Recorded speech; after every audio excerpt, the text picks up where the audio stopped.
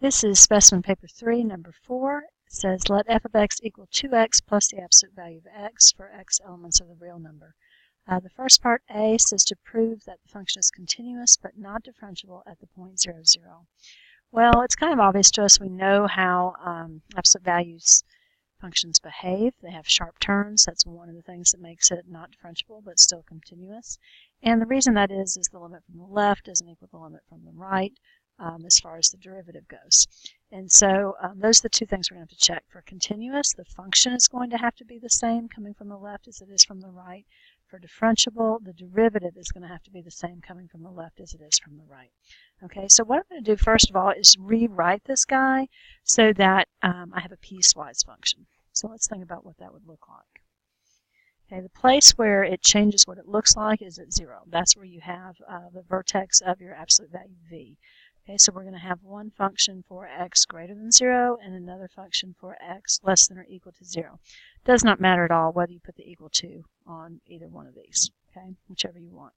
If you think about the absolute value of x, okay, it goes like this.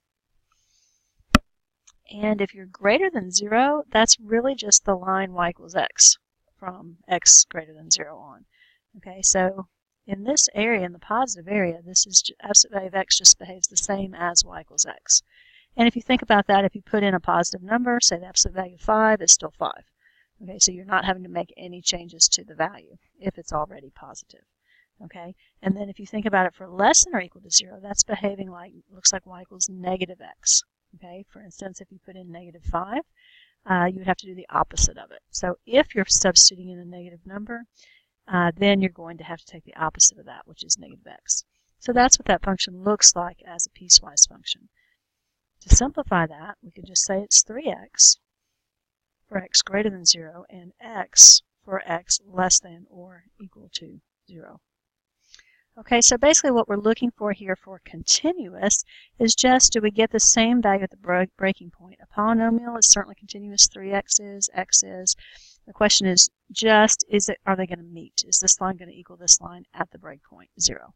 And if you substitute in 0 to both of these, you get 0. Okay, so it definitely is continuous, but how are we going to write that? We're going to say that the limit as x approaches 0 from the left of this function, okay, is equal to the limit as x approaches 0 from the right of this function, which is also equal to f of 0, which all of these things are 0. Okay, so basically if you were to graph this guy, it would look like x for x less than or equal to 0. So what would that look like? Something like this, just a positive slope of 1. And then after that, it would just get steep. Okay, and also you need to think about this. You've got your graphing calculator. So if you wanted to, okay, this would just be steeper.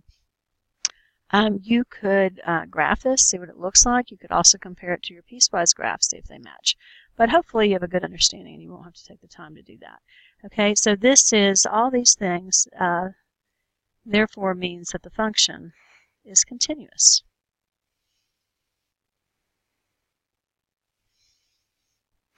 At x equals 0.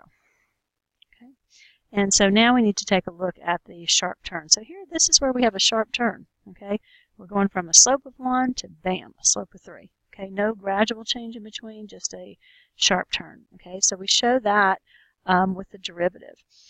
So, you know, I would kind of be tempted to just go straight and say f prime of x is 3 for x greater than 0, and it's 1 for x less than or equal to 0. And since they're not equal, therefore it's not differentiable. I will say that in the mark scheme, they use the limit definition. So I'm going to go ahead and do that. Okay, so the limit definition is f of x plus h minus f of x all over h as h drops to 0 is the formula to find the derivative to otherwise state instantaneous rate. Sorry to put you through it, but you know it's on your formula sheet. This is also known as finding the derivative using first principles. Some of you forgot that. I think you could do it if you just remembered it. Okay, so let's look, and what we're going to do is we're going to take the limit as h approaches 0 from the left, and we're going to take the limit as h approaches 0 from the right. Okay, so this will be applying this definition. Our x would be 0. So it would be 0 plus h minus f of 0 all over h. Same thing down here. Okay, and then for this one, you're coming from the left. Okay, and so if you're coming from the left, you're using your negative. Okay, coming from the left would be coming from this way, so the function would just be x. So if you substitute 0 plus h into x, okay, you're just going to get h. Okay, you get 0 plus h or h. F of 0 we know is the same from the left or the right, 0 over h. And then h over h is just 1. Okay, if you're desperate, honestly, the derivative coming from the left, you could just say is 1, and the derivative coming from the right is 3, and those aren't equal. Okay, that's what I would do if I was in a hurry. Okay, but if you plug in 0 plus h for the greater than 0, that would just be 0 plus h right there, 3 times 0 plus h, so 3 times h, so 3h, minus 0 over h, and here you could cancel the h's and you get 3. So as h approaches 0 of 3 is just 3. Okay, these are not equal. Okay, so the derivatives are not the same.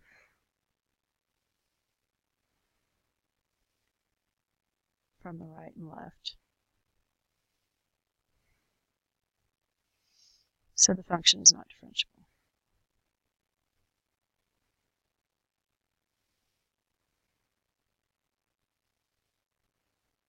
At x equals 0. Okay, so that's the end of part A. Okay, so let's take a look, see what they've got for us here. It says determine the value of the integral from negative a to a of f of x dx where a is greater than 0. Okay, and so in other words, you can figure this is from a negative value to a positive value here, and 0 is in between. And that's going to be the key to this, because this function right here is this function here that you're talking about. Now I've already defined what that is for less than 0 and greater than 0, which is what you have to do if you want to integrate absolute value. Okay, so let's take a look at what we would have here. They're asking me to find the integral from negative a to a of f of x dx. So what I'm going to do is split that. I'm going to go from negative a to a of my function, and then, negative a to 0 of my function, just break it in the middle, and then go from 0 to a. Okay, well, from negative a to a, we know what our function looks like. Okay, in these negative values, it just looks like x. Okay, so this would be the integral from negative a to 0 of x. And then from 0 to a, that's for the positive values, it just is 3x. Okay, so you can integrate from 0 to a of 3x dx. And so now it's easy, just power rule, baby stuff.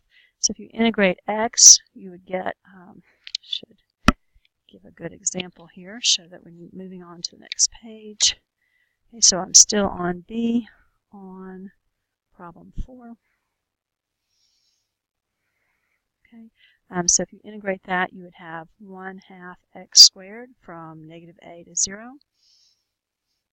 Integrate this guy, you'd have the 3 would stay, and then you'd have times 1/2 x squared from 0 to a. Okay, so you're going to put in the top bound minus the bottom bound.